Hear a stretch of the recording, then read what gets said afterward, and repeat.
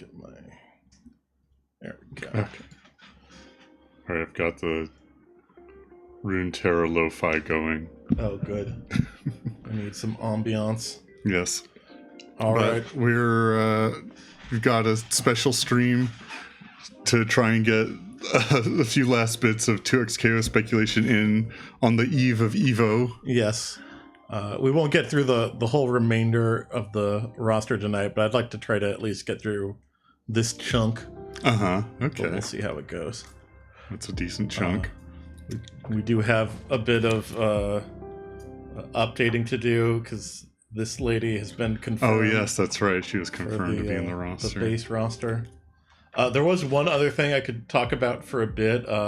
When I was predicting the final 3 slots, I was going off of some data mining that happened during the first Alpha Lab. I didn't realize there had also been some data mining for the second Alpha Lab. Oh. And so my the second character, nothing's changed there, but I might talk about where I have a Kali. The data mining didn't actually reveal any characters, but it did reveal like where the unrevealed characters were in the alphabet and how much health they had. So like this was a character whose name was in between Alawi and Yasuo's, and who had as much health as Ari. So I just went with another like mage, although it could also be like a Yordle. I would say, Yordles probably have low health, so Teemo would also fit in. I feel like we need one Yordle in there. Yeah. But that's the same. This character hasn't changed in the second Alpha Lab. This character has changed, though. It was a character in between Ari and Braum.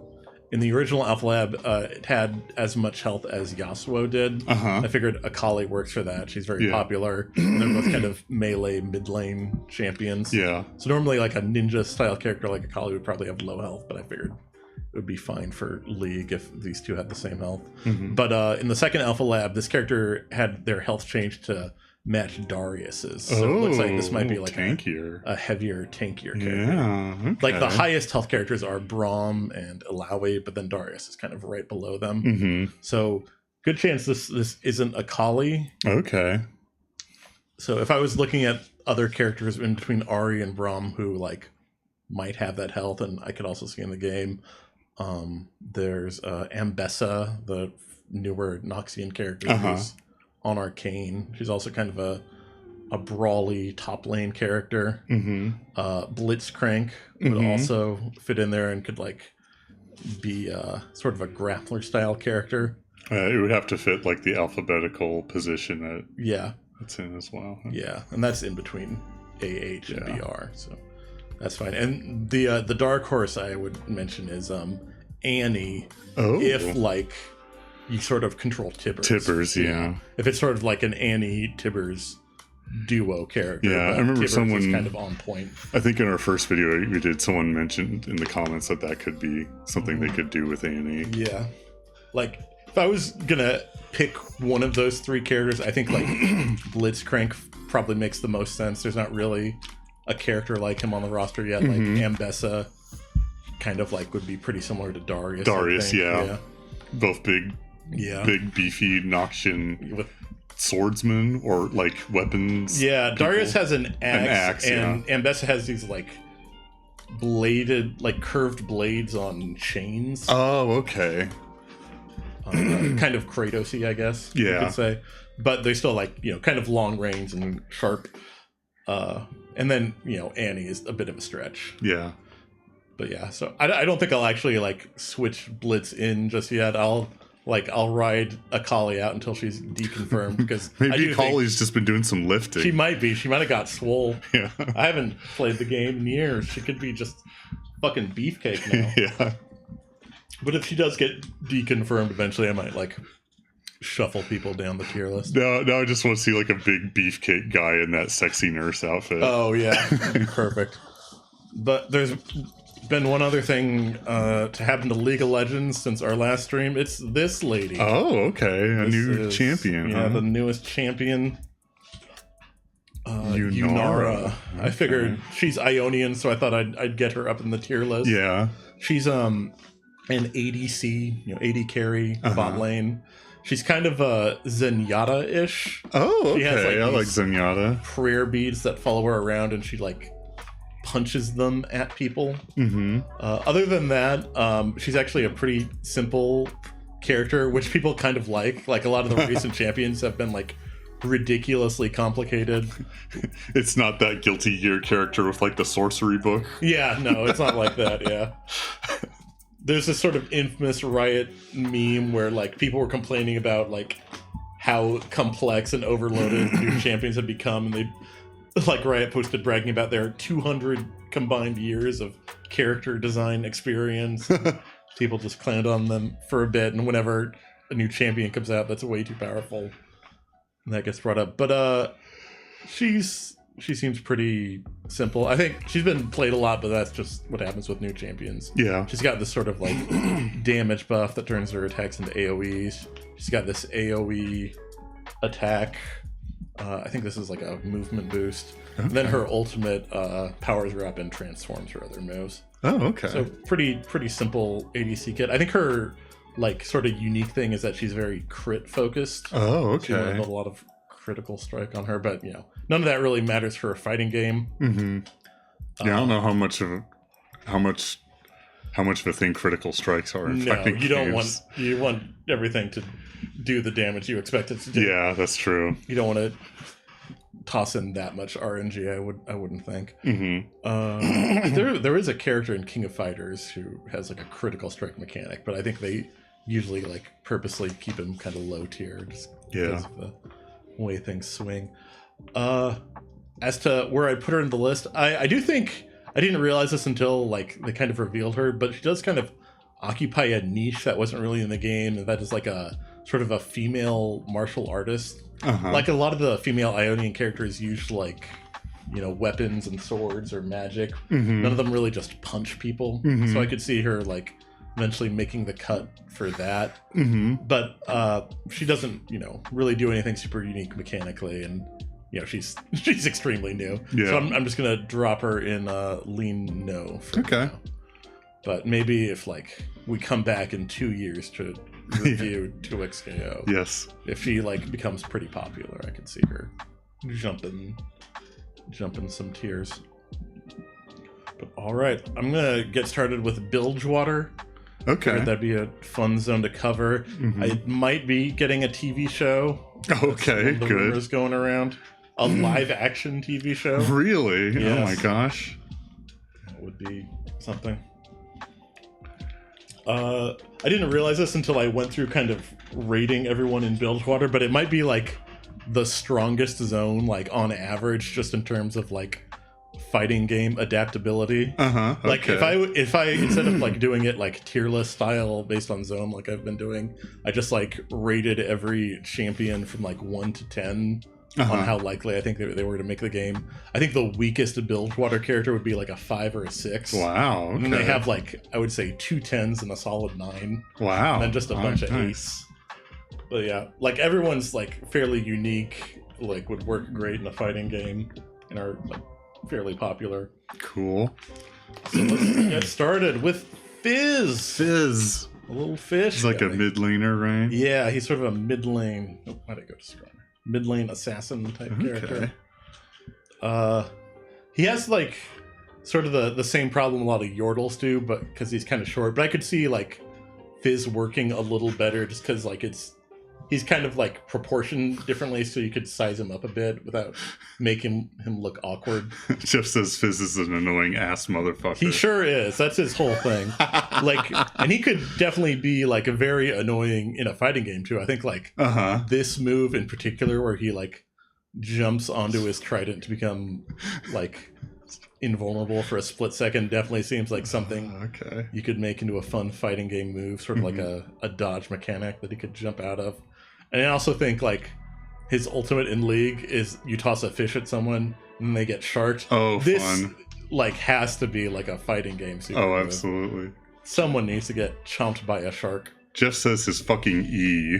Oh yeah, is that it? The I believe this trickster? is the E. Okay. Yeah, I think this is QWE. Okay, yeah. And then the leftmost is the passive. Yeah. I don't remember what his passive does. Oh yeah, he can just run through units. Okay. It's also like very difficult to contain him and box him in.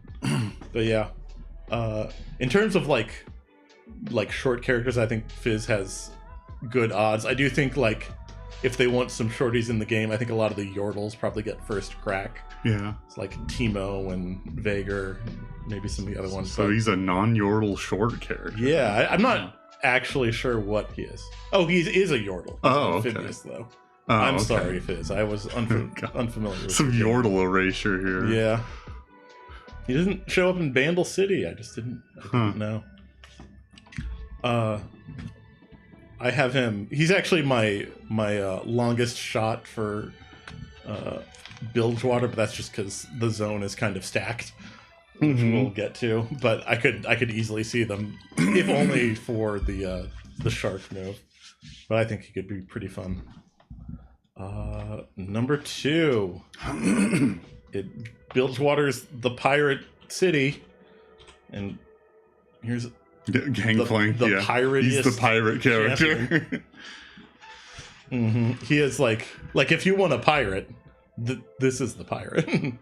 But yeah, Gangplank also I think has a lot going for him in terms of like movement design. Like some things you wouldn't want to bring into his kit. Like he has the heal. Yeah. You don't really want an on command heal. That's super easy. This is also a debuff clear, which I also don't think you would want. One of his mechanics is also that he can sort of like buy upgrades for his ultimate by like spending special currency he gets. I don't know where doubloons. Yeah, it's something like that. I think they're like silver dragons or something.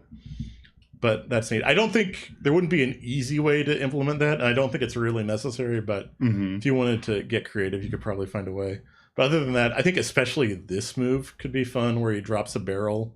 Then you can either like shoot it to make it explode or hit it with his melee attack once he's set his sword on fire. I think the flaming sword in general could be a fun thing. Like he has a move where he sets it on fire and amps up the attack and can interact with the barrels. And of course, just also a gun for a simple projectile. The ult's easy to work with. The one big knock I have against him is that even after his rework, he's not super popular. So I have him down in least likely, but he is the most pirate. Yes. I think that is a strong thing going for him. Okay. I didn't realize this guy and the other character he's related to were Bilgewater before I got everyone assembled, but yeah, I didn't realize Graves. he was Bilgewater either. I thought he had much more like cowboy energy. Yeah, he is very cowboy-ish, but I guess Bilgewater is also supposed to be kind of like the lawless kind of like criminal city. I guess that makes sense. Yeah, for like he's sort of a mercenary outlaw kind of guy. It even says right there, the outlaw. Yeah. I think one of Graves' biggest strengths, especially if they are making a Bilgewater TV show, is that like he does have like a story that they kind of keep coming back to and updating. They do seem to have a lot of interest with this character, especially his relationship with Twisted Fate. Oh, okay. They were friends. The other sort of cowboy coded. Yes, the other cowboy guy. They were friends, then enemies, and then friends again. And also, I think there's a lot of shipping between the two. Oh, good. Yes. So if there is a TV show, that I can see that playing a part. Some Graves Twisted Fate yaoi. Oh, I'm sure there's a ton. He would definitely. I think you'd probably have to make him some kind of like zoner character. He's very shotgun focused. You would need to like imagine like expand on his like melee kit in a lot of ways. Because like most of what he does is just shooting. He does have this grenade. But I think you could do that. There's, other stuff, like lean into the cowboy thing a lot. Get some spurs, kick. Some Aaron Black. Yeah, I was going to say some Aaron Black stuff. Just make him kind of a punchy guy, and then he can shoot from range. He also has a skin where he's the most popular video game character ever, Alex Yeek. Oh God, it's a geek skin. It's not actually a geek skin, but look at it. Yeah, look at it. Oh my God. I might predate Alex Yeek, but I don't actually know. Oh gosh. Yeah. I also like sort of like Gang Click. I have him down in least likely just because of he's very ranged, so you'd have to expand on him a bit, and he doesn't really have any like unique mechanical thing that really grabs me. But like I could easily see him making the cut, especially if like Twisted Fate gets in. I think Twisted Fate gets in first. But once he's in, I could definitely see him bringing in like Graves as like a team up. Yeah, I think TF is a little more popular. Yeah, he is to this day very, very popular. You know who else is popular? Oh yeah, maybe the most popular, at least out of Bilgewater. Yeah. There she is. Because she has really big. She has a following, a big heart. Yes. Yes, Misfortune. I went through like 3 different characters in my top spot for like trying to figure out who the most like likely Bilgewater character to make the cut is, and it was Misfortune for a good chunk of the time before I like switched it out like almost at the last minute when I was making notes. Oh, okay, so she's not your number 1 anymore? She's not my number 1, but she is number 2. Yeah. Like she's just like she's ridiculously popular. Yeah. She has all sorts of skins that I think could make an amount of money if they put them on the shop. She has a sort of the same like problem a lot of like ranged bot lane characters have, in that like there's not a ton in her kit to work with, but I think like beyond like shooting guns, like this ability, and this ability are all just different gun attacks, but they are different, so that does help. But like with Misfortune, I think it's more a case of like how will they expand on her kit, and then instead of like how can they. I think like I could definitely see her like being a sort of Sonya Blade character, where like Sonya has like the fireball, and usually like in recent games they give her some sort of military tech range attacks, but for the most part she also gets like a ton of like kick moves and like leg throws and stuff like that. I could definitely see like Misfortune wrapping her legs around you and throwing you or stuff. Give her maybe stuff like Cammy with like the dive kicks and the spiral arrow. Her strut ability, you could also probably turn this into like a more interesting movement style thing. It's just some kind of movement tech, movement speed burst. I'd say like a command run or a dash or something.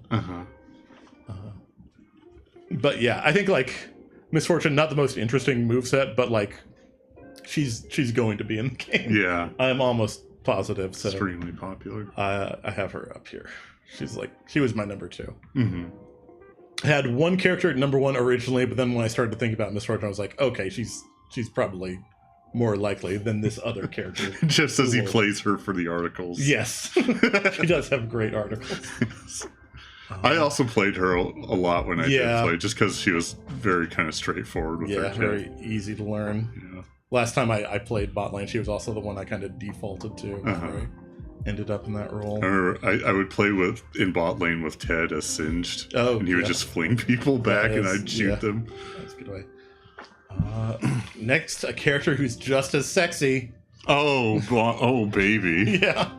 The Big Daddy. The Big Daddy. Yeah.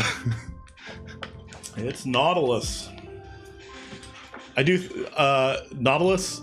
Sometimes fighting games have like a real big heavy character with a big weapon that just smacks people. Like the one I always think of is Vasaraga from Grand Blue Fantasy. Oh, okay. There's several. He has a big scythe. This guy. Ooh. But yeah, extremely slow walk speed. But like once he touches you, just a ton of damage. And I think like Nautilus is definitely that sort of character. Just as Nautilus would be Gold Lewis. I could see that as well. Yeah, Gold Lewis is also similar. Is that Guilty Gear? That's Guilty Gear. Okay. His big weapon is a coffin with an alien in it. Oh, okay. That's like the fat American guy. Yeah. the Secretary of Absolute Defense. Oh, nice. Yes. But yeah, Nautilus is also, I think, like sort of the poster boy for that type of character league. Also pretty popular, and he shows up in pro play a ton. I think he has a lot of moves that would be pretty fun to implement. I do like his ultimate. It's this like underground kind of mine ability. Seems like a fun thing for like a big kind of brawlery character to have. There is a lot of competition for like the big heavy slot though. And there is also another kind of big heavy character in Bilgewater who we'll get to in a bit. But I do think Nautilus has a pretty good shot. He also just has like a great look, like a big daddy style diving suit character. Would be fun and unique. Not quite as fun and unique as the tank character from last time. Oh, Blitz Tank? Blitz Tank, yeah. When is League going to add just a tank to their game? We can talk about it. They probably could do it. I'm sure they could. All right. This is next one's a fairly new character. Yeah, I'm not familiar with them. It's Nyla or Neela. Uh-huh. I'm not quite sure how it's pronounced. I should have probably watched her like champion spotlight before the stream started, because I did like when I was first making the list, but I've already forgotten. I know there's like another character that's like a lady that does like earth magic. She kind of reminds me of. Yeah, I forget her name though. That's Talia. Talia, yeah. Yeah, we might get to her today. We'll see how things go. But yeah, she has kind of water powers. Mostly, it's in the form of this whip. Oh, okay. It's this water whip. And a lot of her attacks are based off of.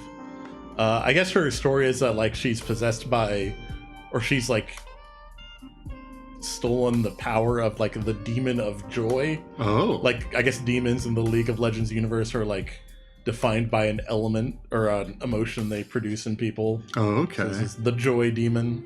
That's why she's the joy unbound. Ah, I see. And somehow that gives her water whip powers. Cool. But yeah, she's a bot lane character, but she's more melee based than bot laners usually are, which I guess is interesting, but it's not really like an interesting thing that you would replicate in a fighting game. I do think she's got potential because like a whip character, you know, they show up occasionally in fighting games. They can be kind of fun, and she has some fun abilities that, you know, pull people around, get some range. It sort of like fit as kind of like a zoner character with long normals instead of like projectiles, like we talked about some other character last week. It was kind of similar. Oh, Zach. Yeah. It's similar because he's stretchy. Yes. But Neela could fulfill a similar role. I don't think she's super likely just because like she's very new, and because she's like a melee bot lane champion, she's not very popular. People like the more simple, easy to play ones. So yeah. Ever and Lee no, but she is, you know, kind of unique. So I could see it happening maybe. Okay, now the character who was my first pick for the most likely Bilgewater champion, but not the one I ended up on. It's Pyke. Pyke, okay. Pyke. He is a cool-looking guy who is extremely popular in terms of play rate, so that was my first thought. I know. I think I've seen him in competitive quite a bit. Yeah, he used to be more popular and competitive, but I think the meta's kind of shifted to like more tanky engage supports. Oh, okay. But like in like solo queue, he shows up a lot because like if you don't like usually play the support role, you can still pick the support who's good at killing people, even without making money. But yeah, he has a lot of moves that just like scream fighting game. This harpoon. He has like a dive attack that like stealths him. This could definitely be like a teleport or you know, some sort of stealth implementation. There's going to be at least like one or two champions that use stealth eventually, I feel like. He has a teleport. He has these like sort of water clones that follow him, and that's definitely, I think, an interesting thing you could play with. And then he just has a pretty standard ultimate. But yeah, Pyke, I could definitely see happening. I think he's one of the most likely Bilgewater characters. Eventually, he got knocked down a bit on my list by misfortune, and one other name we'll get to in a bit. But he's also like, he doesn't have a ton of skins. He's not like I guess he does. Actually, I forgot there was like multiple pages. Yeah, they've not been shy about just giving this guy skins because he gets played all the time. Mm-hmm. But yeah, Pike up here, he's my most likely. Nice. All right. Now this, I might be like overrating this guy just because I love him. Yeah, I love him too. He might be my favorite support character. Yeah. Let's unbench him, the Kench. But yeah, it's just such good character design. Yeah. Evil catfish in like a tiny hat, top hat, cool suit. You know, even beyond just the look though, and just like the character design, I have a vision for him in 2XKO where like your teammate is like getting like attacked, maybe they're in like block stun or something. So you call like Tom Kench and he swallows like your point character and sort of takes over and starts like hitting the opponent. And then in the middle of the combo he spits like your other character back out and then tags into them and they continue the combo. Oh, that's like so the good. the swallow your teammate mechanic would work so great in a tag fighting game. I would love to see it. So yeah, I'm pretty high on Kench as like a fun, really unique, you know, character in a fighting game. I have him kind of paired with Nautilus because they're like the big bruisery, supporty characters in Bilgewater. I would rate him ahead of Nautilus a bit, but yeah, I think Kench's odds are good, but that might be down to personal preference. Yeah. All right, one last Bilgewater character. Oh, he's also Bilgewater. He's also Bilgewater, and he's my number one. Yeah, that makes sense. Yeah, I was finishing up the Bilgewater notes, and I had Misfortune as number one, and then while I was writing up Twisted Fate's like strengths and weaknesses, I was like, you know what, he's probably got a stronger case. Yeah. Not quite as popular as Misfortune, but still extremely popular. Still shows up in pro play a bunch. He actually hasn't been showing up in pro play recently just because he gets banned all the time. Oh, Once geez. again, he's in that state again. Okay. Which has happened to him, I think, several times over his lifetime. It's really difficult to balance around his ultimate. This isn't a thing that would be especially interesting in a fighting game, but it would like work as just a teleport. But other than that, I think the thing that really sells Twisted Fate for me is the card mechanic. Yeah. Especially this, like he has like a bunch of different cards and a way to like draw them to modify all his card-based attacks. That is like something I think would be really cool in a game like 2XKO. And then like you could just supplement his moveset with all sorts of other gambling based things, give him some die to throw, some coins to flip. Yeah. Johnny from Guilty Gear has a classic coin-based attack where he flips a coin. Yeah. But yeah, I think he's cool. He's a classic character. He gets played a ton. Has a real unique mechanic.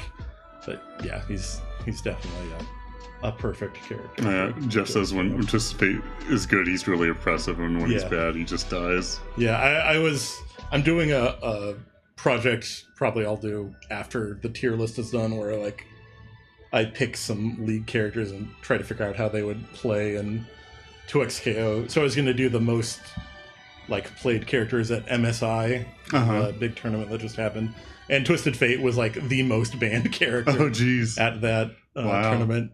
And the other big characters who like had issues, who showed up a lot, who were very good or banned a lot, were other characters with like global reach. I can't remember exactly. I know like where is he? Pantheon was also I know Pantheon is something like that too. Yeah, Rise was a big problem. He has that big group teleport. Oh, that's right. Yeah.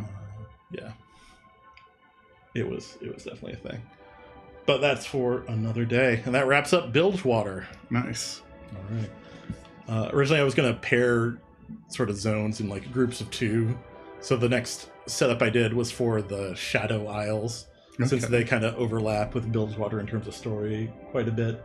It's like the spooky island where all the ghost characters come from. Okay. But it's not just ghosts. They've also got spiders. Oh, Elise. That's right. Elise, yes. I was going to say Evelyn, but that's not. Yes. That's Evelyn is a different sexy evil lady. Yes. But Elise, sexy spider lady is probably her biggest selling point.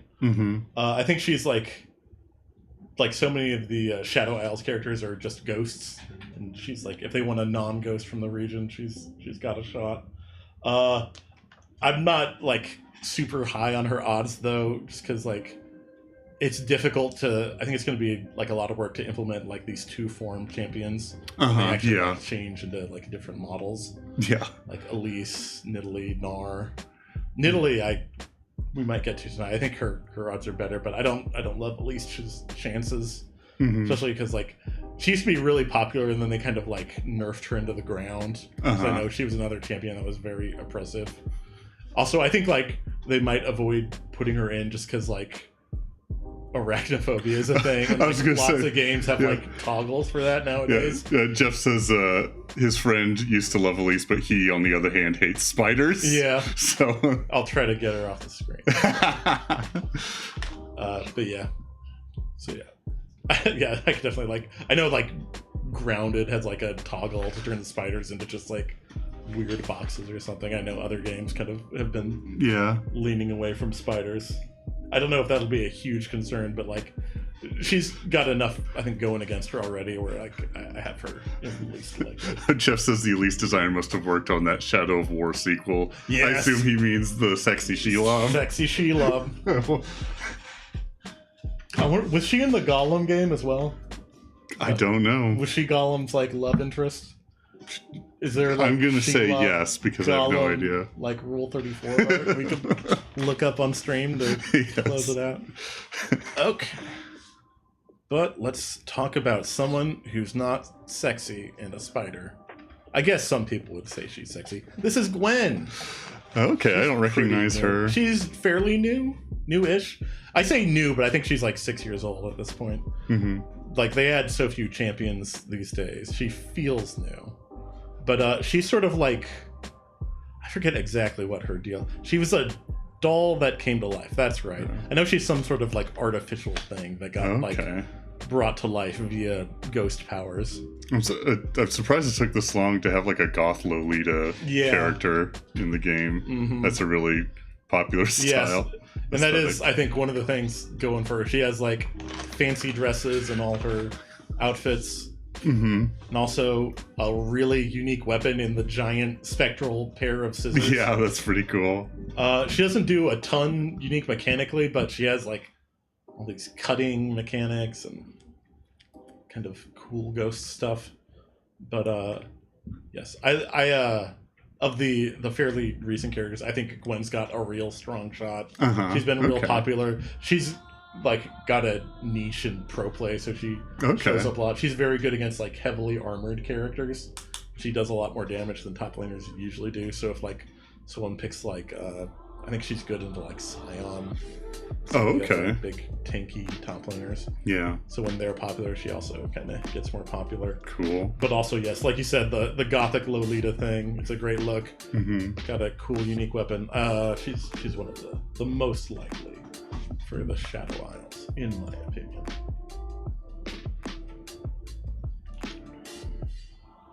Oh, this is next one. This is another character I like a lot, like Tom Kench, but unfortunately, this guy's got way too many legs for a fighting game. I think. He's also huge. It's Hecarim. He was like, when I was trying to learn jungle, Hecarim was the guy I kind of defaulted to. Because he was fun to play. I liked his skins a lot. But just real tricky to implement to his size and his legs. And like a lot of his like stuff is just like based so much on like moving around the map and like jumping over stuff, forcing other people's movement, and like long-ranged weapons. It's just not a kit I think really comes together for a fighting game. And then in addition to just the difficulties of implementing a ghost centaur, I don't think he's super likely. As much fun as I had with him.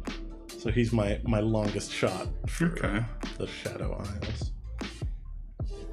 Although if he does get added, I'd probably give him a shot. I still want to play Motaro and Mortal Kombat sometime. Next up, another like champion that like shows up so often in pro play that she got dumpstered in like regular play. Yeah, back when I watched Pro League a lot, I think this was the permaban character. Yeah. At MSI, she was also banned quite a bit. I don't think she was as powerful as she's been in the past, but Callista's been kind of a constant issue since she was added to the game. She's one of those 200 years of champion design experience that people complain about. Yeah, okay. I will say for fighting game stuff, especially a two-person tag team fighter, she has a really neat thing where she like pairs with another character at the start of the game. Oh, okay. And then her ultimate is like she calls her paired ally to her, can like fire them out. Oh, okay. It's like an attack. And I think this is definitely a cool thing. Yeah. That could be in the fighting game. She also has some fun stuff. I think this pierce mechanic where she like leaves spectral spears in people and then just like detonates them. This is also something I could definitely see happening. Mm-hmm. She's got a kind of a unique move style. You could probably find a way to do something similar with this. This is like one of the things that makes her like really an issue. Oh, they're showing off her bond now, not her weird movement. One of the big issues with her in League of Legends is that it's really hard to catch her. Usually with like the bot lane characters that do a ton of damage, the way to like control them is to just kill them a lot in the early game, but she is like really good at escaping. So that was one of the things that made her an issue. Mm-hmm. But I think she's got a lot of unique mechanical stuff. She might have some baggage just because of how sick people are of her in the game, but I still have her up lean, yes. Okay. She's unique enough I could see it working. Cool. We got another K up next. Karthus, the Death Singer. Oh, yes.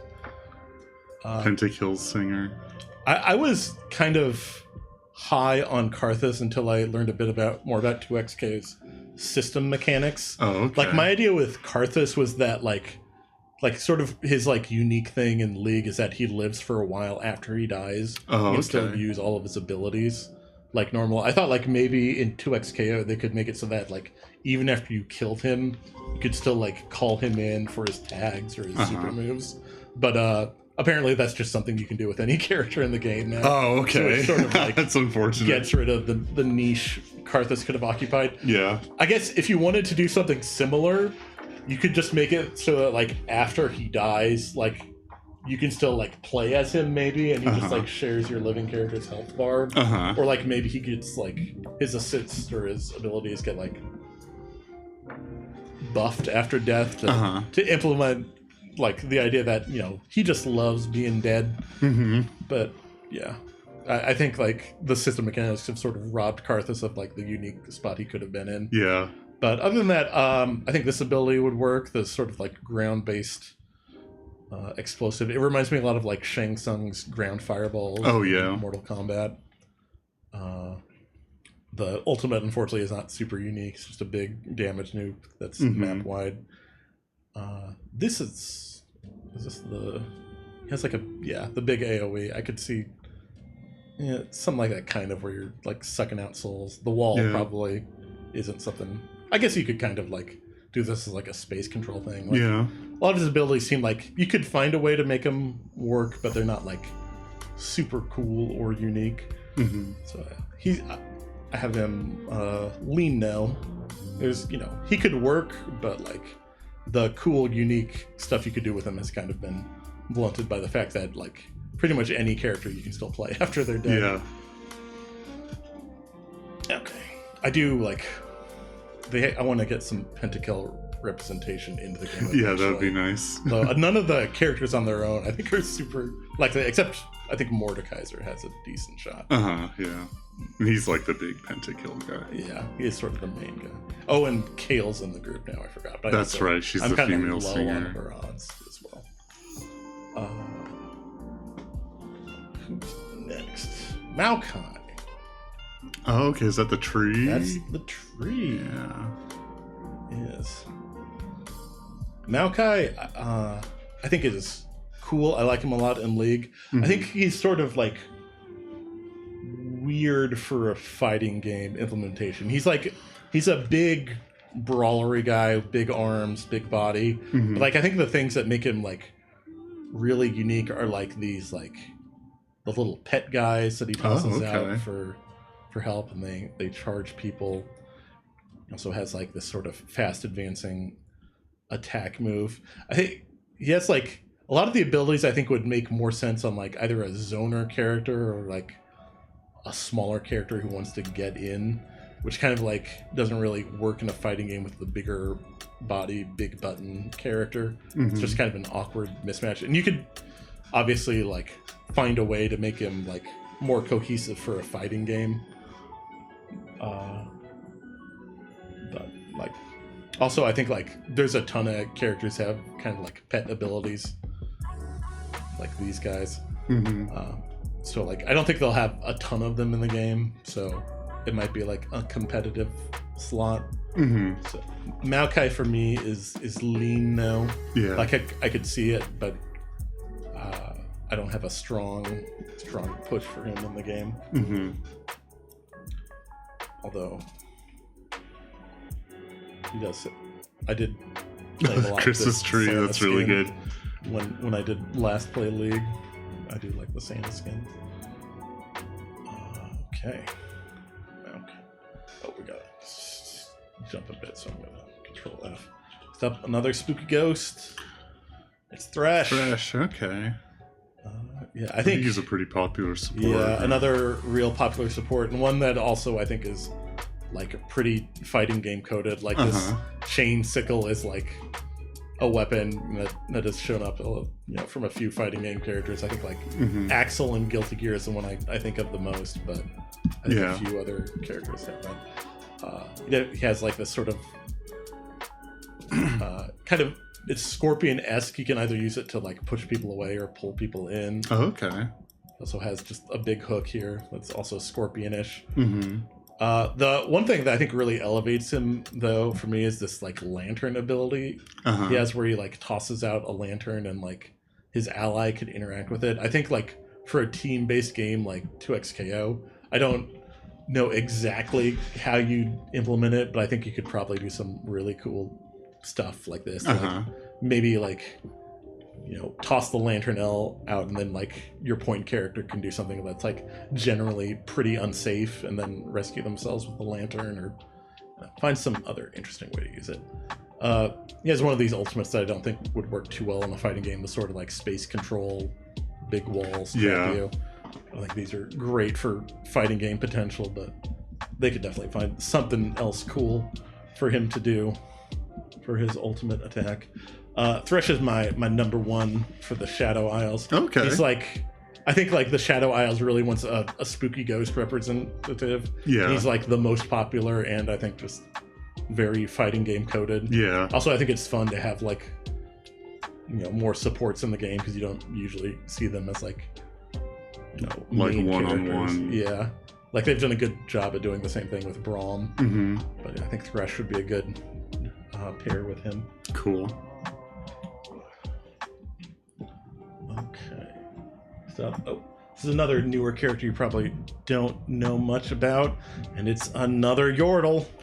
Oh, this is Vex. Yeah, I'm not familiar with them at all. It's a Gloomus. The Gloomus. A Yordle, but goth. It's not a phase. It's not a phase.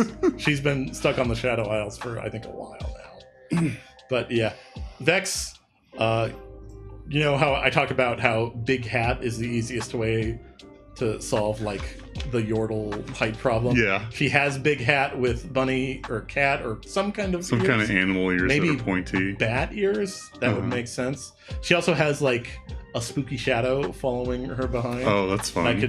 I could maybe see them like working with that, maybe to like play with her hitbox. Yeah, that's sort of like the big thing with her. The shadow like just really animates with a lot of her attacks. That's really cool. I like that a lot. Other than that, she has like sort of, it's a general like spooky magic kit, flinging purple energy at people. But I like her a bit. She's got that fun Yordle energy, similar to Vaegr kind of, or like Vaegr is like super evil Vex is super emo, Yeah. just like over the top, like sad and morose. But yeah, I think like among the Yordles especially, she's a pretty decent contender. I've got her up in lean, yes. She is pretty recent, so that might knock her down a bit. And I don't think she's like extremely popular, but she's got a lot of, you know, fun to her character, and I like her cool shadow animations. Yeah. Okay.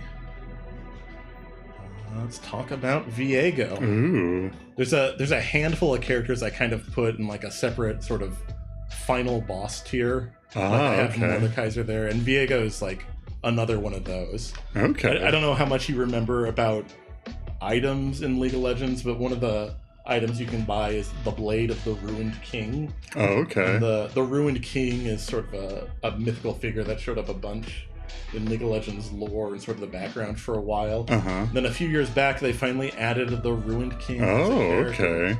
And this is him. He's the person responsible for the Shadow Isles being all shadowy. Oh, okay. They used to be the Blessed Isles, but then this asshole went and fucked everything up by trying to bring his wife back from the dead. Oops. He's just... People were hoping for like kind of a badass warrior type guy, and they were a little upset when they got this emo twink. You got Alucard. Yes. But I think he works for the story they tell with the Ruined Idols. It's very, I think I might be misremembering, but he also kind of reminds me of like the big final boss character of Soul Calibur. Oh, yeah. I think he's also like a long white-haired guy. Yeah, I think that does ring a bell for me as well. With a big sword. His sword is interesting because he kind of like, it sort of follows him around. Oh, okay. I also think like other like final boss things with him, after he kills a character, he turns into them. He sort of like possesses their corpse, I guess. Oh, okay. I don't quite know if that's the lore, but mechanically it's sort of what happens. And I think like this is definitely a cool thing you could do in 2XKO. Like after you kill someone's character, you get to play as them for a bit. Maybe they have to work through some health before they can get back to attacking Viego.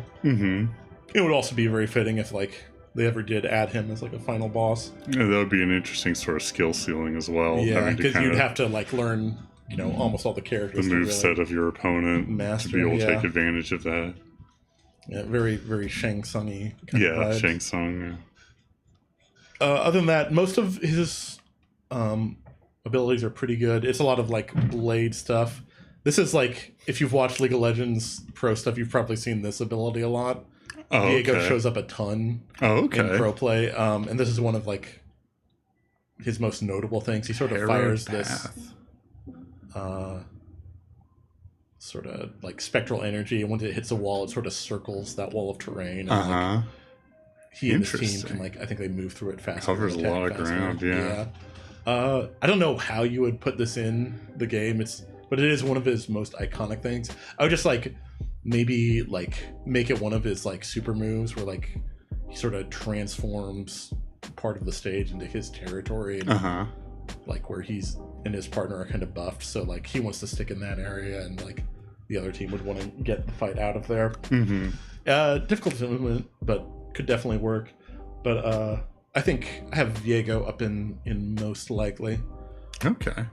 I do think like if he made the cut, it probably wouldn't be for a while, especially since like he is very complex, and you would probably have to like ask people to learn a lot of characters to master Viego. But it's definitely like a task I think some people would be really down with. But yeah, he's got a lot of potential. So lean yes or most likely? Yeah, most likely. Sorry, that's fine. I was just misreading. And finally, Yorick.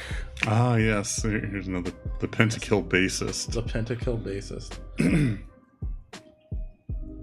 He did get like a redesign. Yeah, he's actually been like showing up in pro play a bunch lately, which surprised me because he never used to. But I guess he really kind of fits the current meta. And I guess because Yorick is popular, that also kind of made Mordekaiser show up briefly a Oh, bit. okay. Because I guess Mordekaiser's very good into Yorick. Oh, interesting. But yeah. Some synergy there. Yes. Yorick was actually the first champion I ever bought in League of Legends. Oh, okay. It's like he was like the newest one when I first started playing, and I liked that you could just summon a bunch of pets and like not worry about stuff. But I know like they had him. He was apparently very problematic for the game for a long time. So like he never got skins. It's like people just didn't want people to play him. So he still doesn't have a ton, I don't think. I guess they've been better about adding them since his rework. And also he has a Meowrick, which is the Oh, that's good. thing. I was wondering what the big pastel Yeah. skin was. Yeah. I do think his issue for a fighting game is he's still very pet focused. But I think he has like potential as like a character kind of like Jacko from Guilty Gear, who summons a bunch of minions and then like kicks and punches them. Like I could definitely see him like summoning one of these little zombies and then like punting them over with a shovel. But other than that, he's not like super interactive, and his ultimate is just summoning a big ghost lady and some zombies. I have him least likely just because there's a lot of pet characters, and I don't think like he's an especially interesting one. But I don't know, maybe, especially since he's been showing up a lot more lately. He's got me curious to see, maybe he's finally finding an audience. Okay, that wraps up the Shadow Isles. Nice. Go. Next up, what did I do next? Oh yes. Next up, I wanted to do Shurima. I don't think I'm familiar with them. Shurima is the desert zone. Oh, okay. It's not a champion's not name. Not a champion, no. But we are going to start with the champion. You're not going to know. Oh, okay. This is Akshan. He's, I think, a few years old, like 2 or 3. Akshan is... It's hard to describe his fighting style because he's one of those champions that just has so much in his kit. But he's got a lot that I think works well for a fighting game. First off, grappling hook. Nice. I think this would be fun as like a movement tool. Yeah, like definitely. Something you could attack out of. His main thing is sort of this like crossbow style gun that fires light beams, so it's definitely be like his main projectile. Also has this sort of bladed boomerang thingy. The thing that's really interesting, and I think the thing that elevates Akshan for me, it's like, first off, this ability is way too long, and I don't think this even covers every. But the passive part of this ability is that if someone on the opposing team kills someone on Akshan's team, if Akshan kills them in return before a certain amount of time is up, the first person who was killed comes back to life. Oh, okay. Like, I think in League it's represented as like they shave a lot of time off their respawn timer. But I think this is something that would be cool in a tag fighting game. Yeah. So I like that. Also, I just like his design of this like dashing, roguish kind of Prince of Persia style character. I think that would be pretty fun. Yeah. So yeah, I like Akshan. He's still pretty new, so I don't have him super high, but I do have him up in the league. Yes. Nice. Then it's from newest to one of the oldest. It's a Moo, a sad mummy. The sad mummy. Yeah, this is like pretty old. Yeah. Amumu's got some things working for him. I think like the bandage toss mostly is like a fun ability. I think like, I don't know if like all the crying and the tantrums are like super interesting mechanically, but like if you can capture the spirit behind them in attack, that would probably be, I don't know, cute. But other than that, he just doesn't have like a ton going for him mechanically, and he's also just kind of really dated as a character. Definitely. He doesn't like get played a ton these days. Still, classic look. If they want to bring in some of the classic champions, I could see it, but I'm not high on Amumu's case. He's also a shorty again, but like I don't think it matters as much with him. He's got a big head, so. I also think that's still like the original key art for it. Might be. Might He might be in line for a redesign or something. He could probably use a visual refresh. Yeah. Yeah. Oh, I don't think we'll get to him tonight, but there is another like original OG champion who got like a great visual refresh and kit update. And it's like so much better than what Amu is working with. But that's probably for our next stream. Okay. I don't know why I'm beating around the bush. It's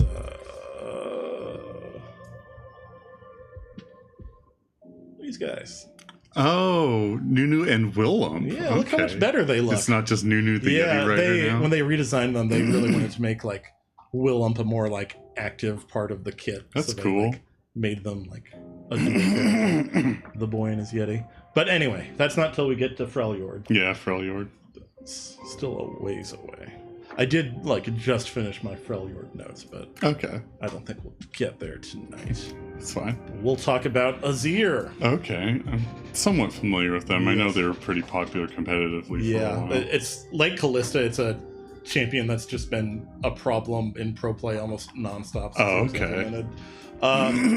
Like this guy gets talked about the most as like if the game ever gets a puppet character. He's one of the most likely options because like he like already kind of functions as a puppet character because he summons these sand soldiers and then they attack whenever Azir attacks. And like most of his moves are based around like summoning the soldiers and ordering them around and attacking with them, and then his ultimate he summons a big wall of them to shove people around. But yeah, I think like if the game wants like a highly complex puppet character, I think like he's a really great option. Shurima is kind of like Bilgewater because I kept like shuffling around who my top pick was. Oh, okay. And Azir was up there for a while because he just seems like the quintessential puppet character. But I kind of held off on him just because I think like I could see Riot like holding off on implementing the really like complex characters until the game's a bit more settled. So I bumped him down to just most likely. Okay. Next up, another fairly new champion, and also one that people are sick of because she shows up in pro play all the time. This is Cassante. Okay. Yeah, I haven't seen them before. Yeah. Pride of Nazuma. The Pride of Nazuma. He's...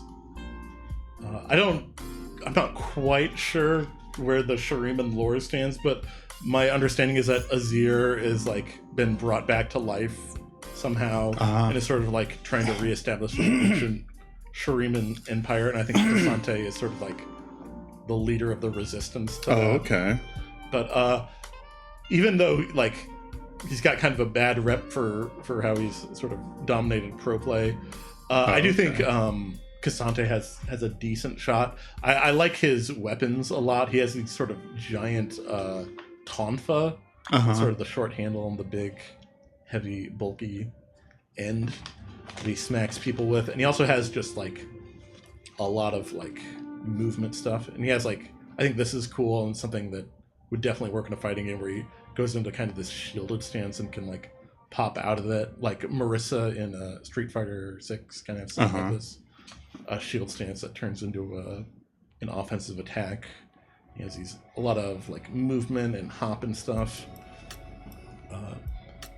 His ultimate is just kind of it's another like big initiation attack that sort of adjusts his stats to be less tankier and more damage focused, which really doesn't matter for a fighting game. But I think just mechanically he has a lot that says like I'm a fighting game guy. Yeah. And his weapons really remind me a lot of like Leo Whitefang from Guilty Gear. Another character I can see influencing his design.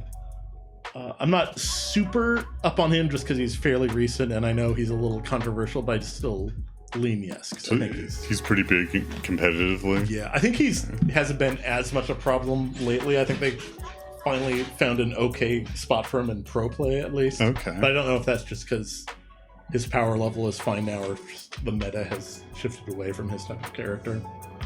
Like I know the big top laners in pro play right now are, let's see, it's like the staples right now. It's Rumble, it's Scion, it's Renekton. Oh, okay. Like people who've been up in pro play. Mainstays. Yeah, for a while. You know who hasn't well, I guess like she has been a pro play staple recently since she got like kind of a mini rework. This is another character who's new to you. It's a dog. Oh, yeah. It's Nefiri. Okay. Nefiri is a Darkin character. Like we talked about Varus and King. Yeah. Aatrox is another one. This is a Darkin, but it's a hound. Ooh. And she summons a bunch of other hounds to help do her bidding. She's like, her whole thing is like, she ends up with a huge packs of dogs. Oh, fun. Jumps on people out of the jungle. Normally, I'm not huge on four-legged characters in this tier list, but one of the big influences on this game is going to be Marvel vs. Capcom 3. Oh, okay. And that game very famously has a dog. Oh, okay. Amaterasu from Okami. Oh, that's right. Was a big top-tier Marvel vs. Capcom 3 character. That was a Capcom character. While Nefiri doesn't like really match Amaterasu in any way because she's once again very pet focused. Yeah, I could definitely see them trying to make playable dog work. Mm-hmm. There's a werewolf character in Blaze Blue who spends a lot of time as a dog that Fun. Also would be their influence. So I could definitely see Nefiri working. That said, she is really new and she's another like very pet based character. So I have her. What do I have her? Least likely. Maybe in a couple years when she's been around for a bit and she has more than 3 bonus skins. Oh, I need to show you the newest Nefiri skin, though. They added it for April Fool's Day. It's a Glizzy Nefiri. Oh, good. Look at that hot dog. It is a hot dog. And even the little dogs she summons are also... That's so good. Also Glizzies, yes. That's incredible. I would, Riot Games, if you add Nefiri to 2XKO, I will pay upwards of $200 for the Glizzy. Yes. However much those Trust me. Incredibly inflated skins cost. Mm-hmm. Okay. All right. Next, another dog. This one's upright though, so that's less of an issue. It's Nasus, yeah. Another one of the classic characters. I think I have one of the like PAX skins for Nasus. Yeah, I remember when last time we were at PAX, they were handing out Riot Nasus. Yeah, skins. I think I have the Riot Nasus skin, and I have PAX Sivir. Those are like the only valuable skins I have, I believe, because like I've never bought one of the super premium skins, and I never like played ranked to get one of the like time locked skins. Mm-hmm. But oh well. Nasus, I think generally a fairly easy to implement moveset. He has like a big swing. He has like a ground thing people don't want to stand in. Then he has just a big. This would just be like an install super where he buffs himself up. Mm-hmm. My big knock against Nasus is that just like he doesn't really do anything unique or interesting. His like thing in League is that he just kind of endlessly scales. So like if you don't like contain him early, he can get really out of control. Like his passive is just like whenever he kills something, he just gets like bonus damage, or it's Siphon Strike. That's it. Mm-hmm. Increasing the power of future Siphon Strikes when he kills something. And that's just, not something that's gonna be in the fighting game. Yeah. Like, so my thing, he could work. Not interesting. He's not really popular enough where I'd make the push for him. And there's cooler, big, angry animals in Shurima, so we'll get to them. I don't know if this character is related to the other Shuriman animals, but here it's Rammus. The turtle. Oh no, it's Armadillo. Never mind. Another like classic, I think, launch day character. Yeah. I'm a bit higher on Rammus than like Nasus, mostly because I think like his ball could definitely be like this sort of screams like Blanca style implementation. Oh yeah. Or like Sonic in Smash Brothers. Like there's a lot you can do with the ball. And I think it would be pretty fun. Also like he just has like a fun kind of personality where he's just so nonplussed with everything going on. Rammus's voice lines are kind of memey, like he just says okay all the time. He is kind of dated and he doesn't get played a ton these days, but I still kind of lean yes with him just because I think he'd be fun. Did I forget to drag him up here? I did. Okay. Next up, another angry animal. Oh, It's Renekton. Renekton. Renekton, I think, has pretty good odds. He's got a cool weapon. He's a cool looking gator guy. He gets played a ton. He shows up in pro play all the time. Yeah, I know he's like one of the top lane mainstays. Yeah, I think this attack basically already fighting game. This would be a great for like a Rekka style move, the sort of multi-part slash that you can kind of cancel out. And then he has this movement ability, which I think would be really interesting if you like got like two versions of this, maybe one that crosses up and one that doesn't. Be fun for a mix-up. And then he has like an install. I think the interesting thing about Rammus is like his Fury ability. He has this like bonus resource he builds up, and then once he hits like 50 of it, it automatically charges up his next special ability. And 2xKO doesn't currently have like a system where like you can enhance your regular abilities. Like their super meter is for like unique special attacks. Oh, okay. It's more like Guilty Gear that way. But I think like I could see them like maybe putting something like that in for Rammus, where like he has this other resource he could spend to enhance his special moves. I think that would be fairly iconic, and kind of match his League of Legends kit, and also just like I think he's a cool alligator guy. So, Yeah. Like I said, I had a hard time settling on a number one for Shurima, and eventually I did go with Renekton. Okay. Just because I think like sense. Of the three champions I was kind of trying to pick between, I think he's like has the most straightforward to put into a fighting game set of abilities. And he's pretty popular as well. Yeah, he shows up a bunch in regular play and in pro play. I think he has, a good amount of skins. Already got the pool party. Yeah. He and Ari can team up to be lifeguards. I would play that team. Renekton is also good. I just like the joke skins. Yeah. That's a Kog'Maw pug, isn't it? That is, yes, Pugmaw.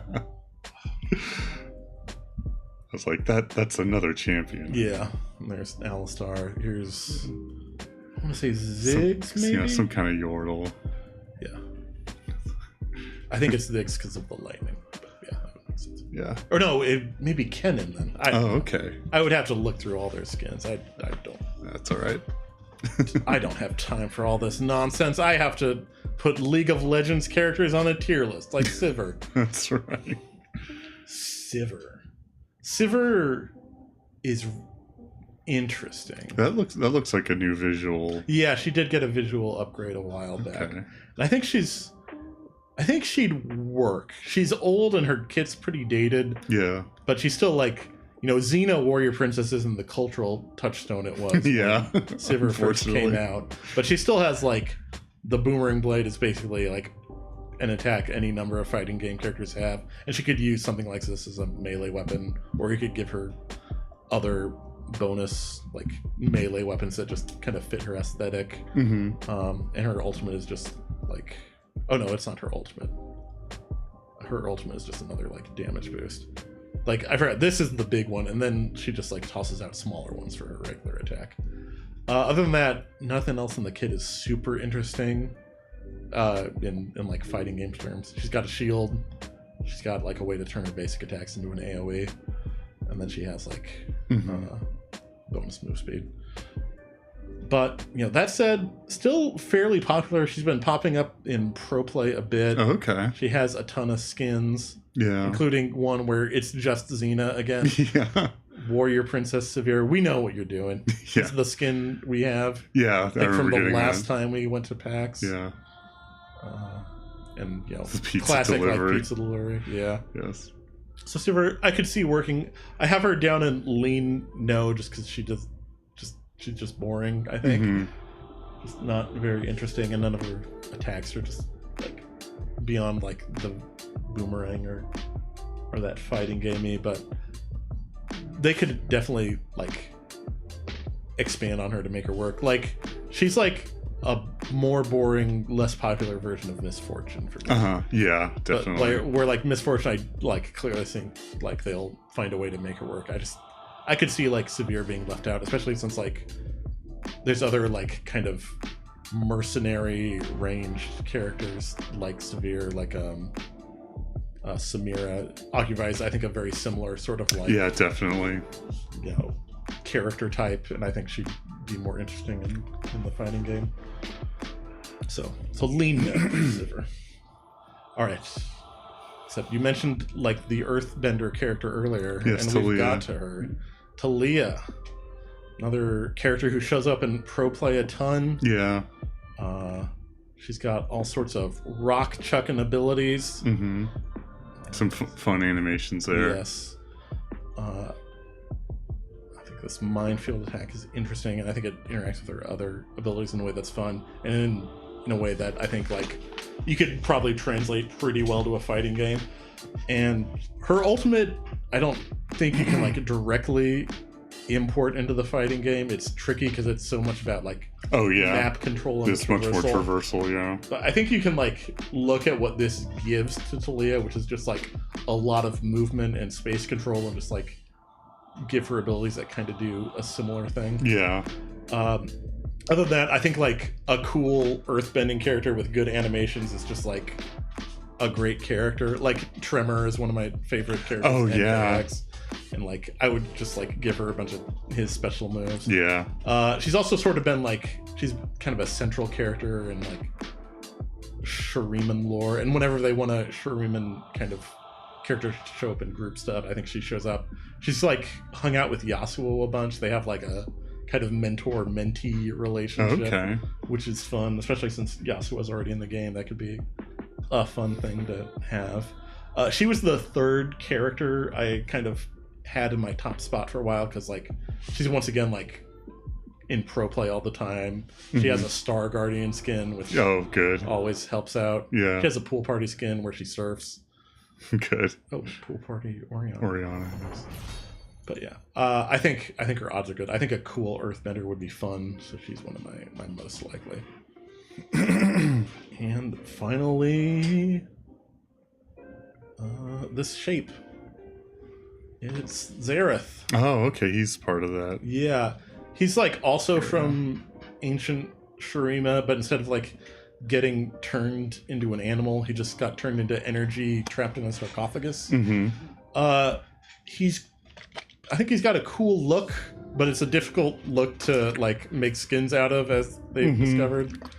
I think they've gotten better over the years, but it's still like, they just made him human.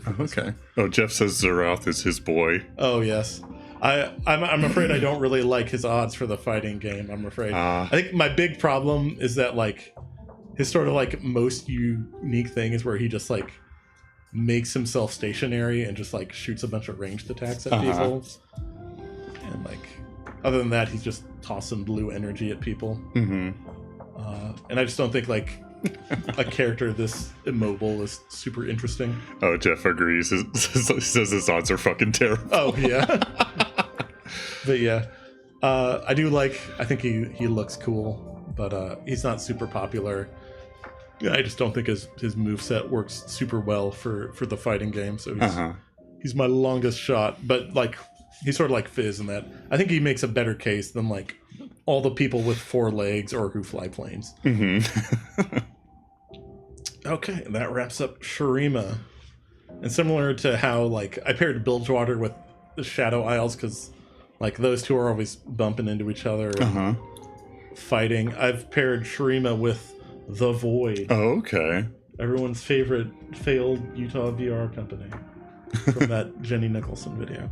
Yes. First up, a new character, and another character I'm putting in the final boss tier. Okay. This is Belveth, the Empress of the Void. Oh, fun.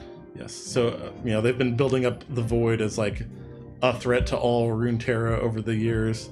And then a few years back, they introduced the Queen of the Void, who it turns out is a manta ray lady, kind of. Cool. She is kind of cool. And then her ultimate, she turns into big monster form. Oh, okay. Which is always fun. When she's even more manta ray. Yeah. And she pokes a lot. In terms of like characters with weird bodies, Belveth I don't think is like a huge issue. She does have the thing where she's just floating all the time, but like she's close enough to the ground where like you can trip her and knock her down and stuff. Mm-hmm.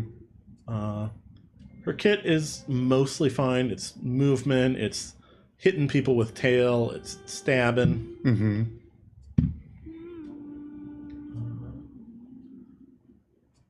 I think her ultimate is tricky to implement. It's the idea is that she like powers herself up by consuming these sort of like items that get staggered around the map. These sort of like purple coral things. Mm-hmm. I forget exactly how they spawn. There's some like weird mechanic for it. She's another one of those weird mechanical characters.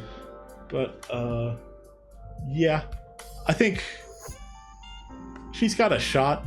Like I said, she's kind of final boss tier, and I think the other like final boss characters like Mordekaiser and Viego are much more likely. They've been around a bit longer and are a bit more interesting mechanically, but like she's kind of cool. So lean no, but you know, maybe if she was more popular, I could see it, but I haven't seen a ton of her in pro play or in regular play. Mm-hmm. All right. Now this guy I know. This is another one. Oh yes, it's Cho'Gath. Probably my favorite skin in the game. Yeah, this is like I think this is the first skin I ever bought. Yeah, it was a Gentleman Cho'Gath. Just great voice lines. I love that they haven't changed the art for this one at all. I mean, it'd be like scrolling on the Mona Lisa. I did not buy the skin until I learned it changed the voice lines. I think it was one of the first skins that had like unique voice lines. Yeah, I was grouping with some random person using that skin. I was like, wait a minute, he sounds different. Yeah. Oh, just as Cho'Gath, also his boy. Yeah, I played a lot of Cho'Gath back in the day. I love Cho'Gath. I love just how fucking gigantic he gets. Yeah. So here's my thing for Cho'Gath. I think all his abilities would work, like the spikes, the scream, the ground spikes, all stuff that work fine in a fighting game. There's like a character from Samurai Shodown whose name I'm blanking on, who's like a big monster who has a lot of similar stuff. Oh, okay. I have him in, I'll say now, I have him in lean no now for one reason. I think if you're gonna put Cho'Gath in the game, you have to let him get big. Yeah. Like that's such a signature part of him. Yeah, just like being able to like grow to massive heights. And like I just haven't seen like Riot hasn't gotten like creative enough with like their character design yet. Yeah. Where I'd like say like, okay, they'll let a character get really big in their game. Like he can start off like a normal size, but like what are those characters' names? Okay. Oh no, it's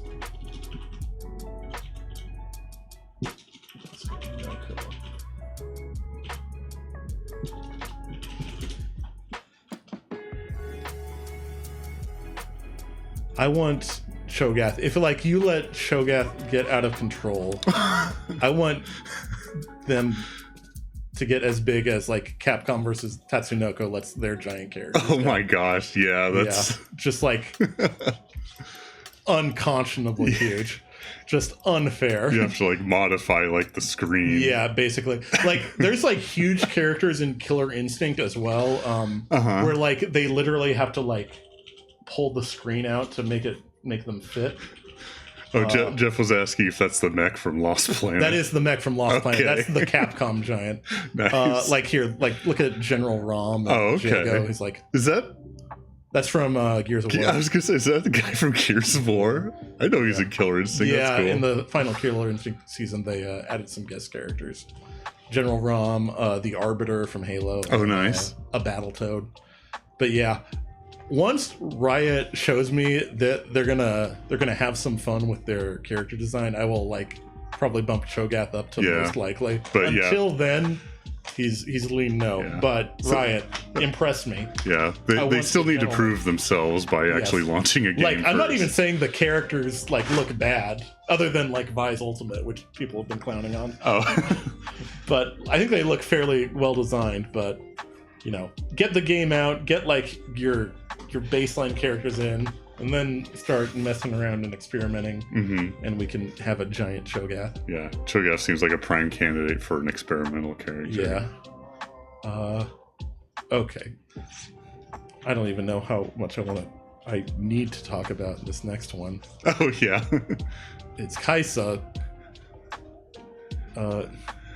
She's literally the most played champion in the game. Oh, okay. Yeah. She's like top of the like graphs ever since she's been released. She's like super popular. Yeah. She has a KDA skin, which Yes. like if any of these like characters miss the roster, like when the game is done updating, I would be fairly surprised.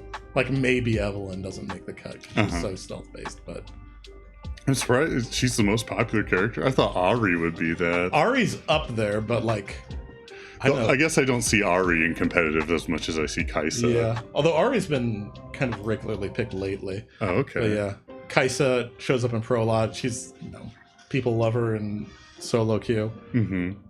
Yeah, what's the site I go to? She's not literally on top all the time, but most of the time when I check, she's on top. Like right now it's Yunara because she's new.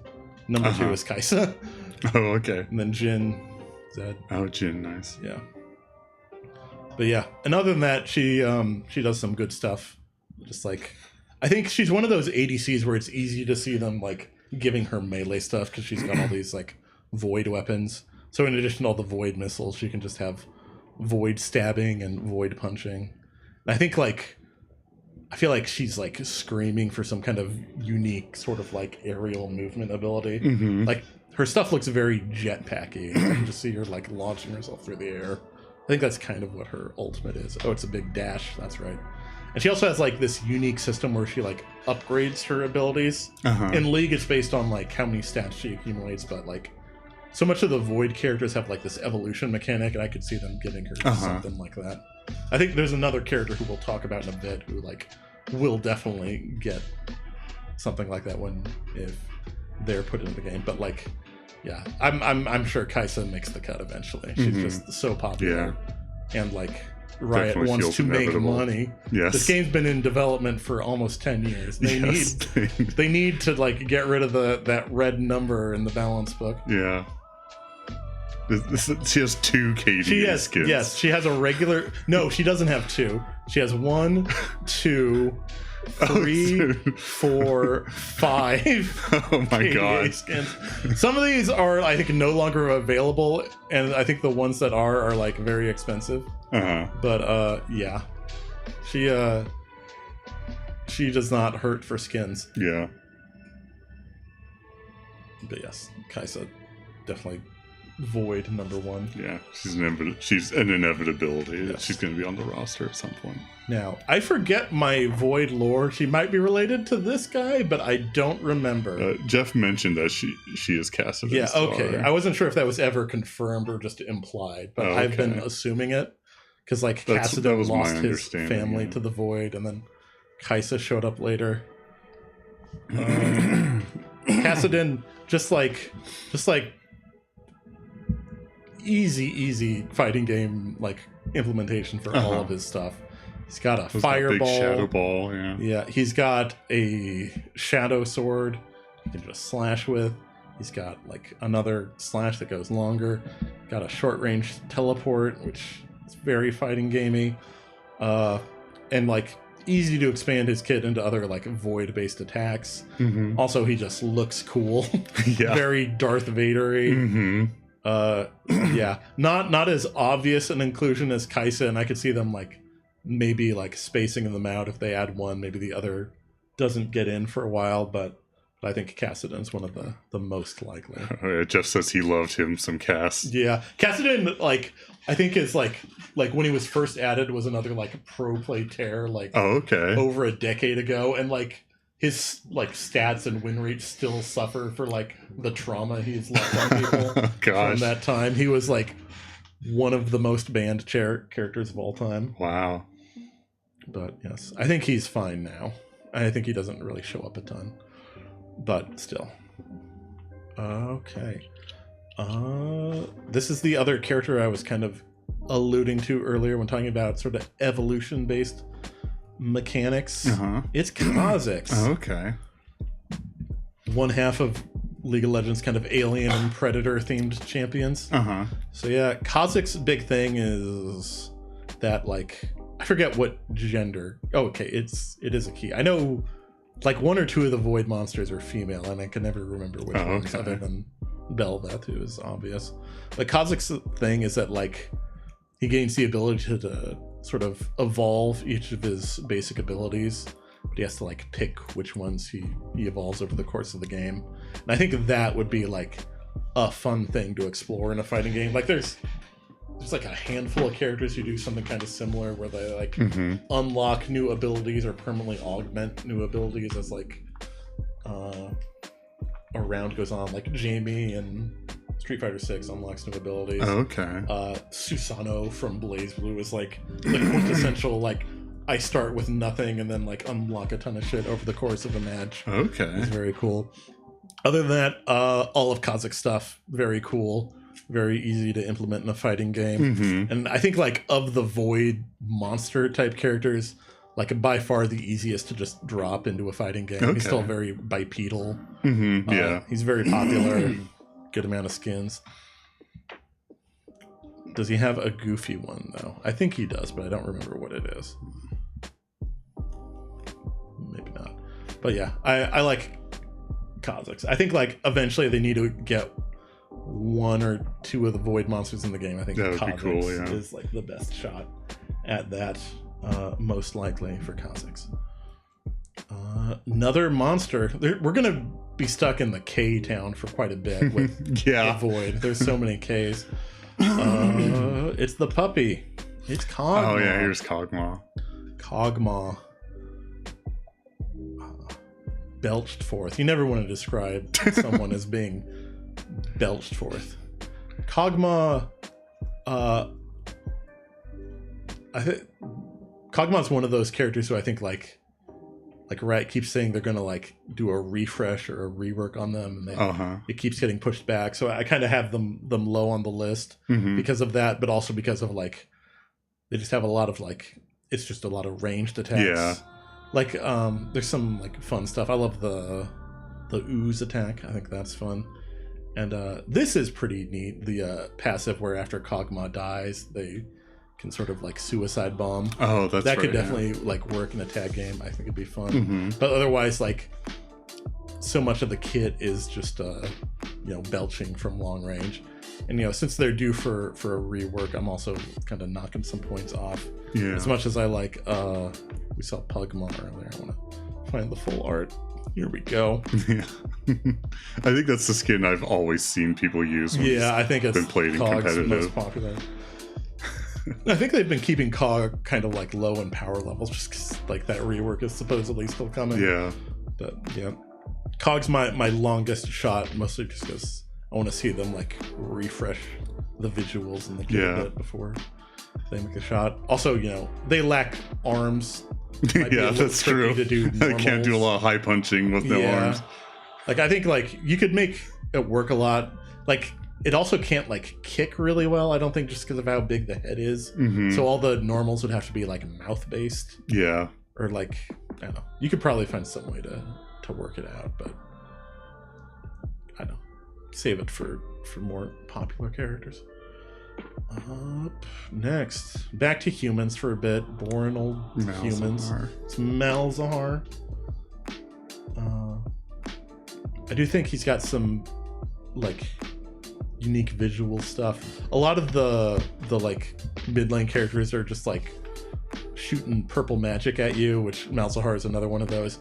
I think you could do some really interesting stuff with his portals though.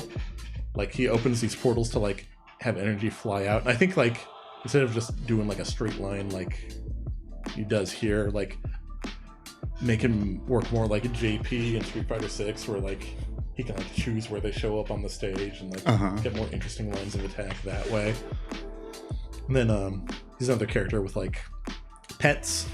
Oh, looks like Jeff has also claimed Malzahar as his boy. Okay. Jeff, you have so many boys. Yeah. You and your many sons. Yes. But yeah, I think Malzahar I think definitely like could work.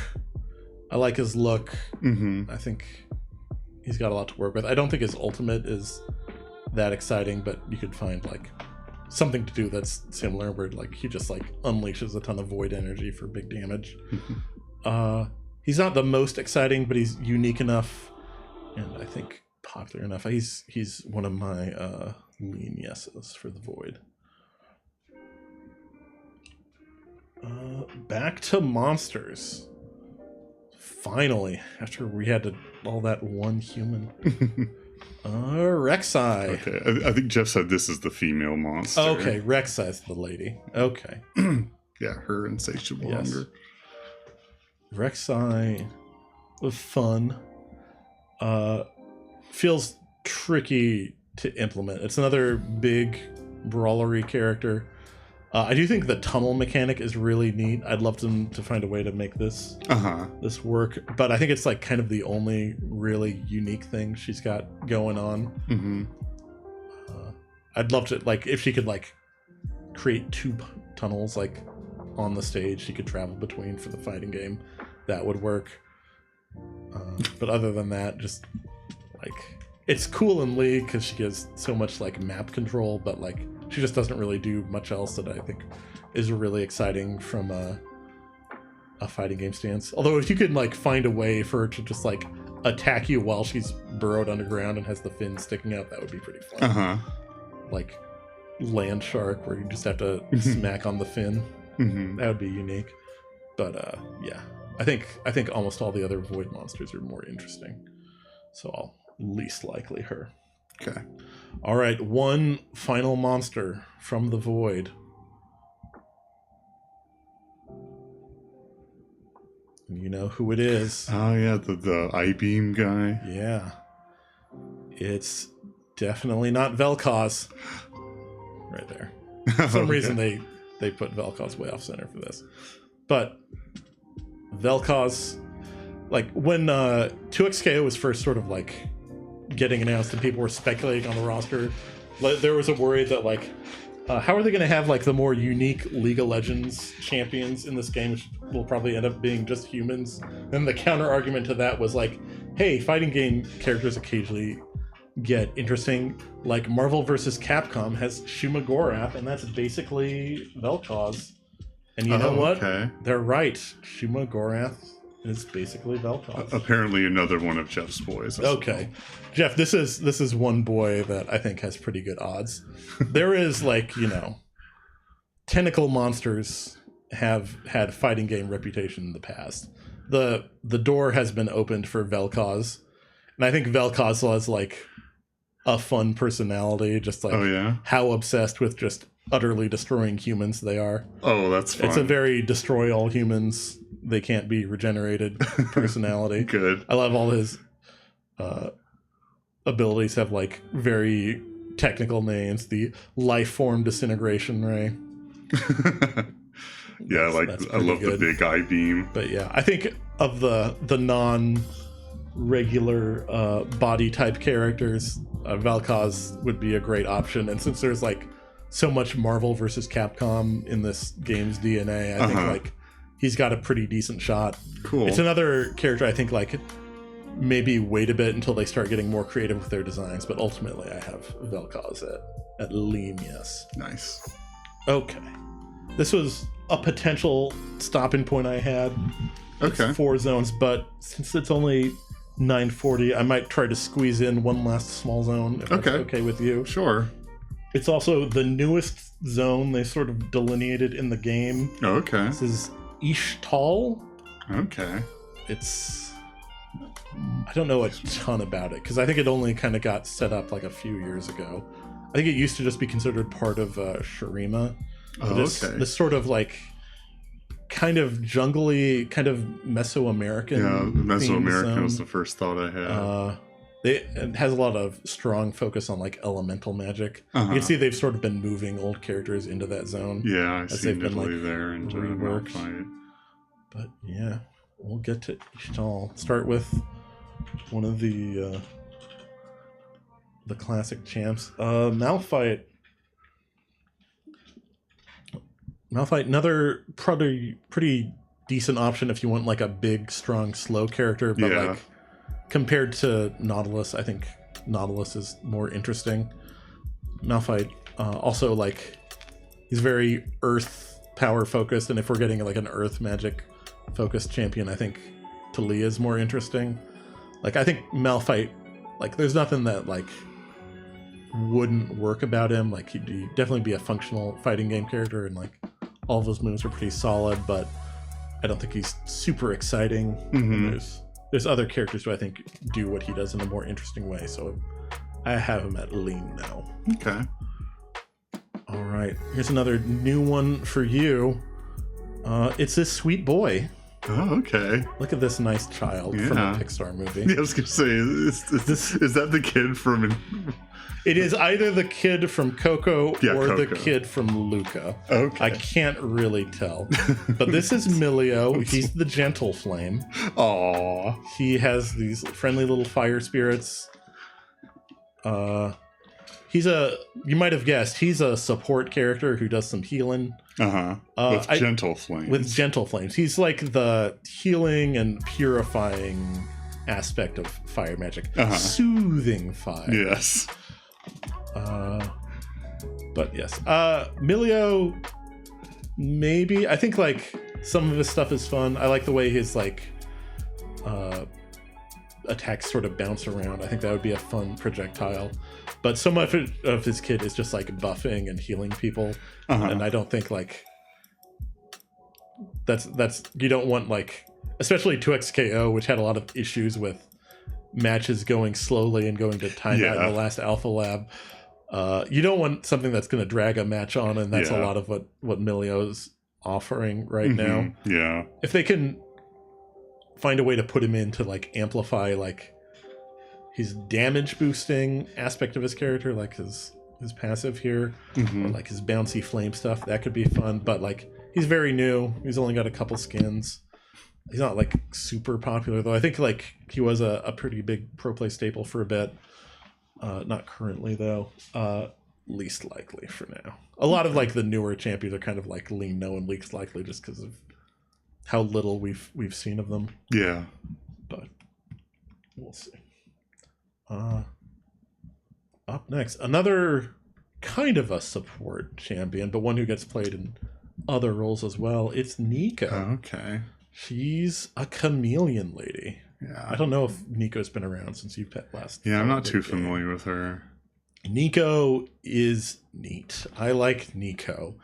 Her, like, most notable thing, even though, like, I don't think it's huge for, like, high level play, is that she can, like, turn into anything else on the rifts, like a minion or Ezreal or a jungle monster. Okay, that's cool. There's this occasionally Riot, like, releases this game mode where you can play multiple of the same champion on the team, and there's videos going around of, like, a group of 5 people who all pick Nico, disguise themselves as just a wave of minions, like, run up the lane, and then when the opponent tries to attack them for regular farming, they just suddenly get ganked by a group of Nikos. That's fun. Yeah, I think this form shifting thing could be fun. I don't think she can actually, like, play as what she turns into. She, like, pops out of her old form and into Nico mode once she attacks. But you could definitely find some way to make this a bit more interesting for a fighting game. And most of her other stuff is pretty fine. She has just movement stuff. She has projectiles. She has, like, bouncy chameleon tail attacks. But yeah, Nico, I'm a strong proponent of. I think she'd be a real fun fighting game. She could be the Shang Tsung. Maybe. I think maybe just, like, pop into another form, maybe for, like, a single attack or something. But yeah, most likely for Nico. I think she's one of Ixtal's strongest contenders. Let's talk about Nidalee. Classic champion. Still shows up a ton in pro play.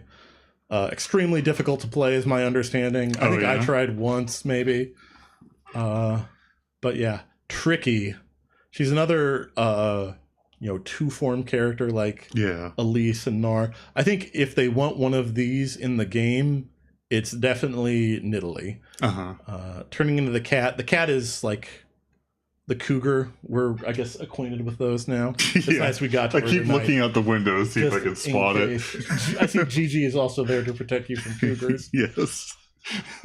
But yeah, this is the kind of animal that wouldn't be like super difficult to implement in the game. And if like it got hit, you could either like have the cougar turn back into needly form or just like stay at cougar. I don't think it's super difficult to like throw a big cat around. I know 2XKO has had some difficulties implementing animations for big attacks, but they're working on it. And other than that, a lot of her kit is just like fine.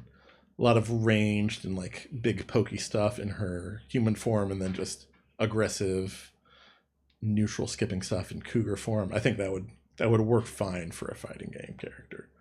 She's a bit complex, so I don't have her up in most likely, but I do think she's got a pretty good shot. So lean yes.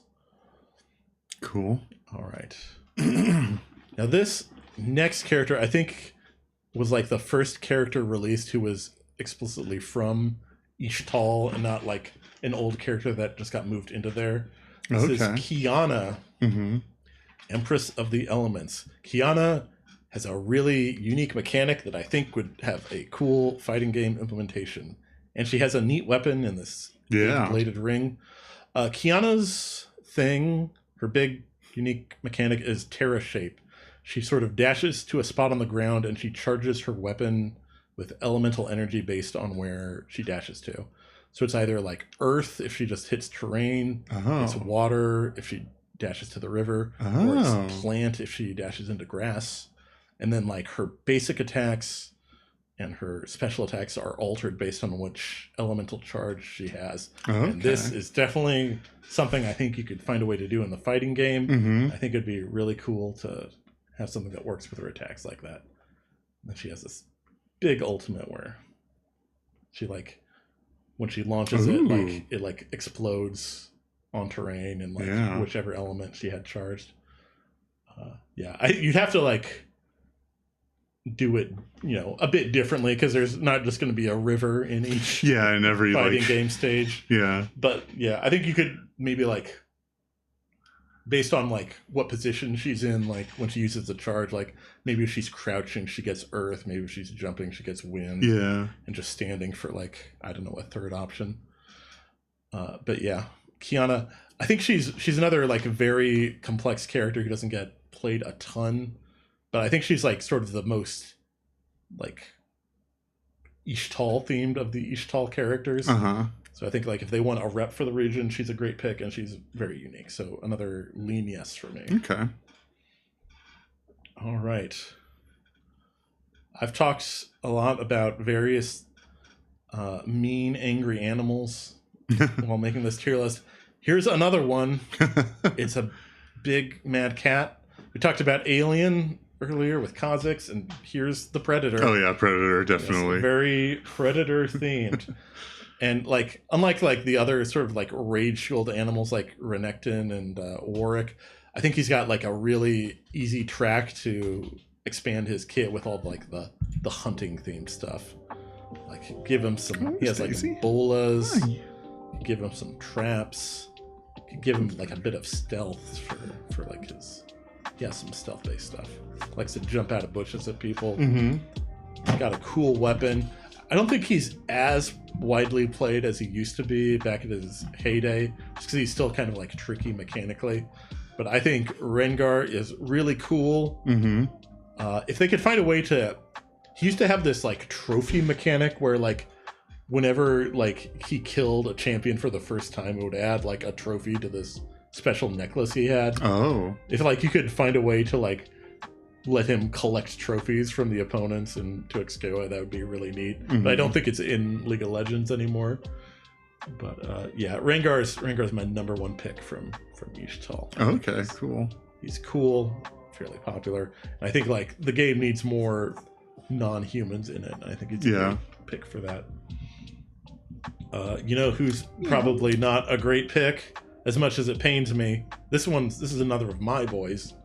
Just got a rework. Skarner, it's Skarner. Yeah, that definitely looks different from his original art.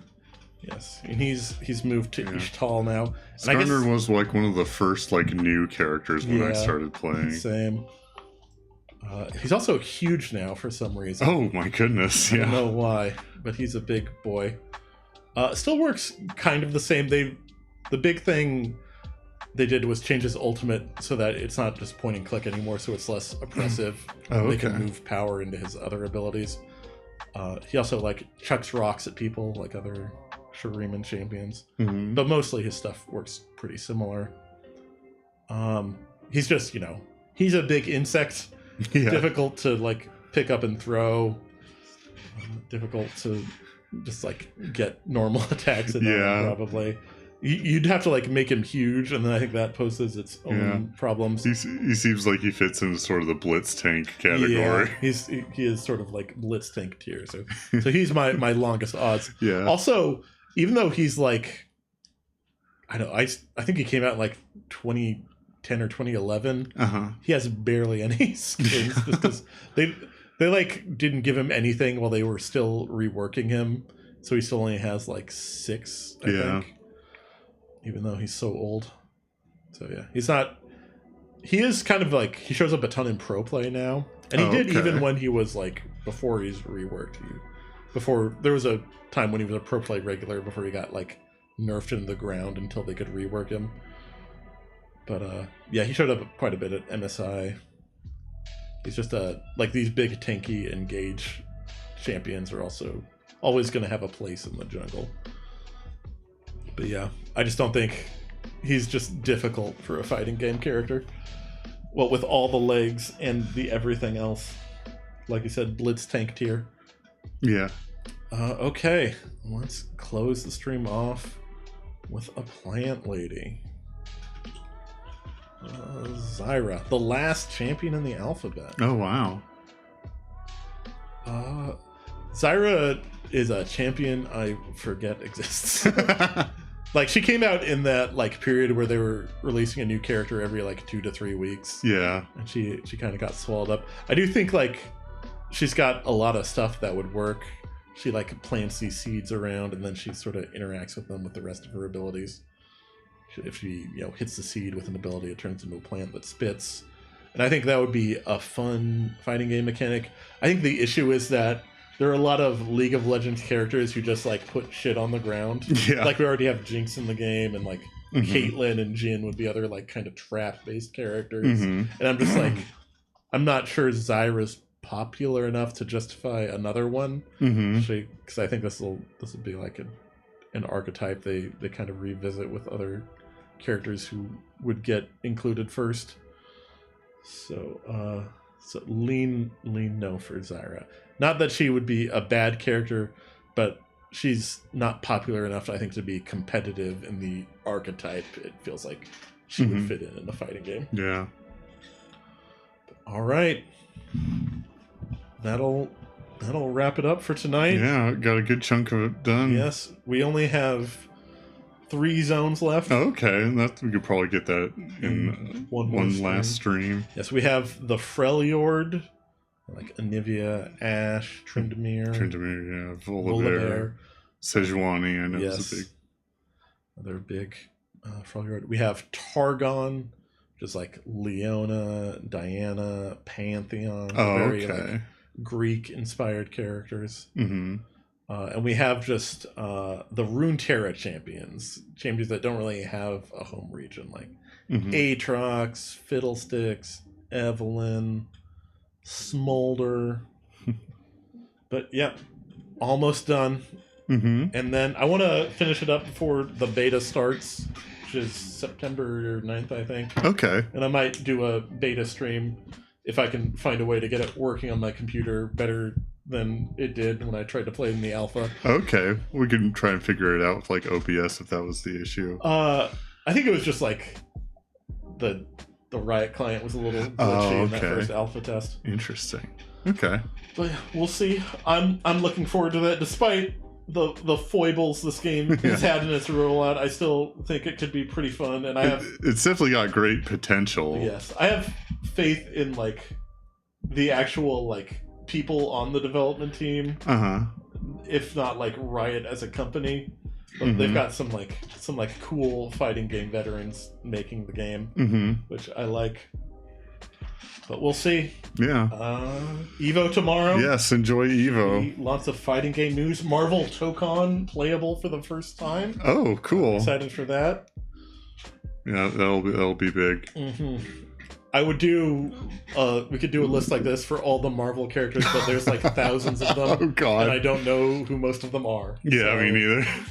Probably not.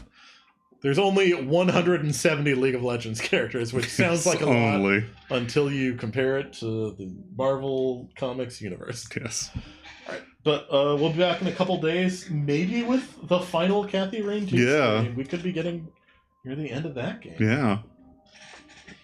I'll see you then. Yeah.